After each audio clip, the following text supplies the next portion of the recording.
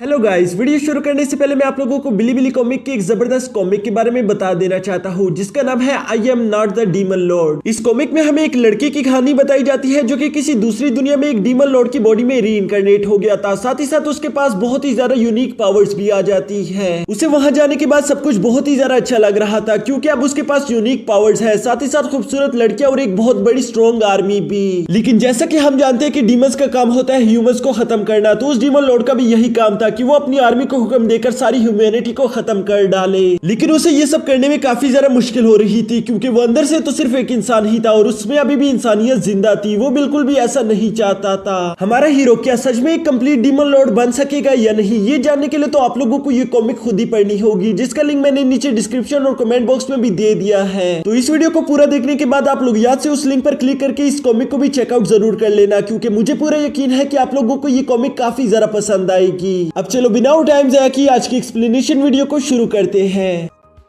जैसा कि last episode में हमने देखा, फैंग लीडर होंग से कहता है मैं भी आपके साथ मिलकर इस टेंटिकल मॉन्स्टर के साथ फाइट करूंगा। ये सुनकर लीडर होंग कहते हैं नहीं, तुम ऐसा नहीं कर सकते। वो इसलिए क्योंकि मैं भी श्योर नहीं हूँ कि मैं इस टेंटिकल मॉन्स्टर को किल कर पाऊंगा या नहीं, और अगर तुम इस बात को श्योर करना चाहते हो कि मैं इस टेंटिकल मॉन्स्टर को किल कर दूं तो फिर मुझे इस रटन रबिंग क्लाउड को अपनी बॉडी के साथ अटैच करना होगा जितनी जल्दी हो सके एज एडिशनल पावर, और ऐसा करने से मेरी पावर 50% इंक्रीज हो जाएगी और फिर मुझे पूरा यकीन है कि मैं इस मॉन्स्टर को आसानी से किल कर सकता हूँ। ये सुनकर वॉरियर लीशान कहते हैं ब्रदर होंग, आप तो उस टेंटिकल बीस्ट के साथ बैटल करते हुए इंजर्ड हो गए थे, इसलिए अगर आप अभी उस क्लाउड रटन ब्रांच को अपनी बॉडी के साथ अटैच करेंगे तो इसका खतरा बहुत ही ज्यादा है। ये सुनकर लीडर होंग उनसे कहते हैं कि इस टेंटिकल बीस्ट की पावर बहुत ही ज्यादा स्पीड के साथ इंक्रीज हो रही है और अगर हमने इसे आज यहाँ पर नहीं रोका तो ये हम इंसानों के लिए बहुत ही ज्यादा खतरनाक हो सकता है कि ये सभी इंसानों को खत्म कर दे, इसीलिए हमें इसे आज ही खत्म करना होगा। मैं अभी उस क्लाउड रटन ब्रांच को अपनी बॉडी के साथ अटैच करना शुरू करने वाला हूँ। मेरे ऐसा करते हुए अगर यहाँ पर कोई इमरजेंसी आ जाती है तो फिर तुम इन सभी लोगों को लीड करोगे। जिसके बाद लीडर होंग फैंग से कहते हैं लुओ फैंग, ये टेंटिकल मॉन्स्टर को मारने के मिशन में एक्सट्रीम मार्शल हॉल ने 5 ग्रेट कंट्रीज के साथ कोऑपरेट किया है, इसलिए तुम मिस्ट आइलैंड पर मौजूद हैंगजिया स्टेशन पर जाओ। वो इसलिए क्योंकि उन सभी लोगों ने इस आइलैंड पर काफी ज्यादा टाइम गुजारा है और उन्हें इस आइलैंड के बारे में सब कुछ मालूम है और तुम्हें वहाँ पर सारी इन्फॉर्मेशन काफी ज्यादा डिटेल में मिल जाएगी।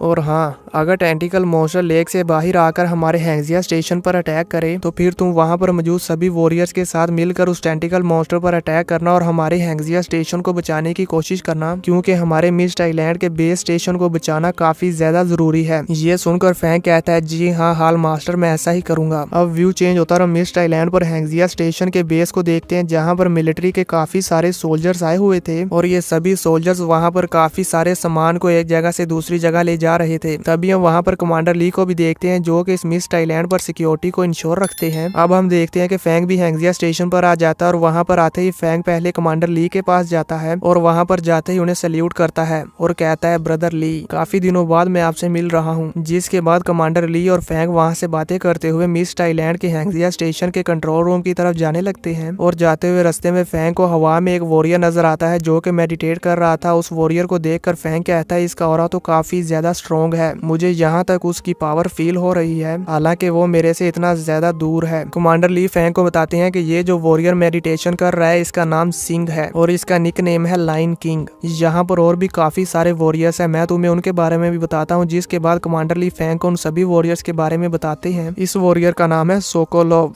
दी पोलर बेयर और ये दोनों इंडिया और सोवियत के फर्स्ट वॉरियर हैं। तभी फैंग को वहां पर थर्ड एल्डर मो हैंडरसन भी नजर आते हैं। फैंग कहता है कि थर्ड एल्डर भी यहाँ पर आए हुए हैं, जहाँ पर तो काफी सारे एल्डर मास्टर्स इकट्ठा हो रहे हैं। तभी फैंग देखता है कि थर्ड एल्डर मो हैंडरसन और वॉरियर पोलार बेयर एक दूसरे की तरफ घूर घूर कर देख रहे हैं। फैंग कहते हैं ये लोग तो ऐसे एक दूसरे की तरफ देख रहे हैं जैसे कि ये अभी एक दूसरे को मार डालेंगे। देखने से ऐसा लगता है कि ये दोनों ही एक दूसरे के राइवल हैं। तभी फैंग को वहाँ पर फोर्थ एल्डर ये साइड पे नजर आते हैं जो कि अपने साथ वाटर ऑफ लाइफ लेकर आए थे। ये देखकर फैंग कहता है कि एल्डर ये साइड अपने साथ वाटर ऑफ लाइफ किस लिए लेकर आए होंगे। फैंग अभी ये सोच ही रहा होता है कि तभी कमांडर ली फैंग से कहते हैं कि ये बड़ी बड़ी ऑर्गेनाइजेशन पहले भी कई बार इकट्ठा हो चुकी है और ये सभी ऑर्गेनाइजेशन टेंटिकल मॉन्स्टर को मारने के लिए अपने रिसोर्सेस इकट्ठा करते हैं। फैंग, क्या तुम्हें पता है कि ये ऐसा क्यों कर रहे हैं? फैंग कमांडर ली को बताता है कि वो सब लोग ऐसा इसलिए कर रहे हैं क्योंकि ये सब लोग डरते हैं कि वो टेंटिकल एम्परर बीस्ट बहुत ही ज्यादा पावरफुल होगा और हो सकता है कि उसके साथ फाइट करने में इन्हें बहुत ही ज्यादा नुकसान हो। कमांडर ली फैंग से कहते हैं हाँ ये भी तुमने सही कहा, लेकिन इन सब का अपनी रिसोर्सेज को इस तरह से इकट्ठा करने का मेन रीजन ये है कि ये सभी अपनी अपनी पावर को बरकरार रखना चाहते हैं। एक बार जब ये टेंटिकल एम्परर बीस्ट मारा गया तो ये सभी ऑर्गेनाइजेशन इस आइलैंड पर मौजूद ट्रेजर्स के लिए फाइट करेंगे ताकि ये अपने लिए जितना ज्यादा हो सके ट्रेजर्स इकट्ठा कर पाए और अपनी पावर को और भी ज्यादा बढ़ा पाए। ये सुनकर फैंग अपने मन में सोचता है कि इसका मतलब ये है कि एल्डर यी साइट वाटर ऑफ लाइफ अपने साथ इसलिए लेकर आए हैं क्योंकि जब ये दूसरे एल्डर्स के साथ ट्रेजर्स के लिए फाइट करेंगे तो हो सकता है कि इन्हें काफी ज्यादा इंजरी हो जाए और इसीलिए ये अपनी इंजरी को हील करने के लिए वाटर ऑफ लाइफ अपने साथ लेकर आए हैं। तभी कमांडर ली फैंग से कहते हैं लो हम पहुंच गए हैंगजिया स्टेशन के कंट्रोल रूम पर। यहाँ पर हम देखते हैं कि कंट्रोल रूम के ऊपर पहले से ही एक वॉरियर सिक्योरिटी कर रहा था और वो वॉरियर जैसे ही कमांडर ली और लुओ फैंग को देखता है तो वो वहाँ से नीचे आ जाता है। कमांडर ली जैसे ही उस वॉरियर के सामने जाते हैं तो वहाँ पर जाते ही उन्हें सल्यूट करते हैं और फिर उन्हें फैंग के साथ इंट्रोड्यूस करवाते हैं और फैंग से कहते हैं कि ये हमारी हैंगजिया कंट्री के सुप्रीम वॉरियर हैं और इसी के साथ साथ ये हमारी हैंगजिया कंट्री के सबसे ज्यादा स्ट्रॉन्ग मिलिट्री लीडर भी हैं। इनका नाम है कमांडर जिया यी।